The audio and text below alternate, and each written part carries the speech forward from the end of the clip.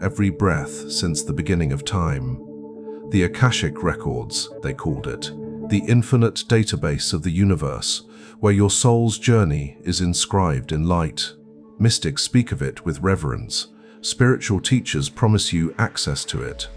Regression therapists guide you into its shimmering halls, where past lives unfold like movies and future paths shimmer with possibility.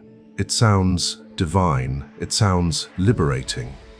But what if the Akashic Records aren't a library at all? What if they're a ledger and you're the debt? What if every lifetime you've lived, every choice you've made, every sin and virtue carefully catalogued in those golden scrolls isn't a record of your evolution, but evidence used against you? What if the beings who guard those records aren't librarians but jailers, and the wisdom they offer is bait designed to keep you returning, lifetime after lifetime, trapped in a cycle you believe is voluntary? The Akashic Records may be real, but real doesn't mean benevolent. And memory, when weaponized, becomes the most elegant prison ever designed. This is the story of how your soul was tricked.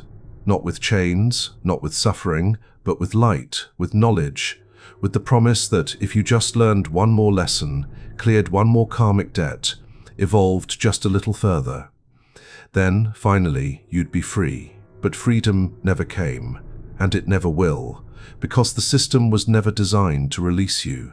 It was designed to make you grateful for your captivity.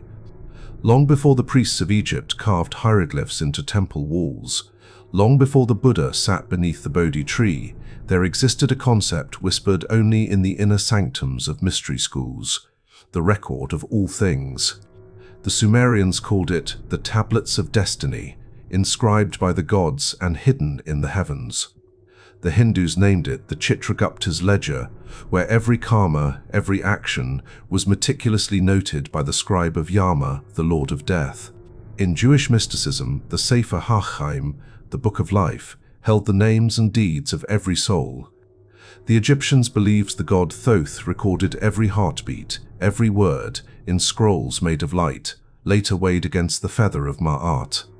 But it was in the late 19th century, when a clairvoyant named Helena Blavatsky channeled entities claiming to be ascended masters, that the term Akashic Records entered Western consciousness. She described it as an astral library, accessible to trained seers, containing the entire history of the cosmos.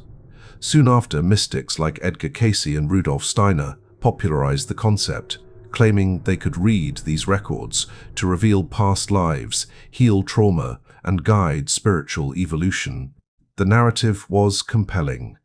You are an eternal soul, journeying through lifetimes, learning lessons encoded in a cosmic database. And if you could access that database, you could understand your purpose, clear your karma, and finally ascend. It sounded empowering. It sounded like truth. But no one asked the uncomfortable questions: who wrote the records? Who maintains them? And, most importantly, who benefits from your belief in them? The Akashic Records, as described by mystics and channelers, exist on the astral plane, a dimension of frequency just beyond physical matter. To access them, you must raise your vibration, quiet your mind, and request permission from the Keepers, or Lords of the Records.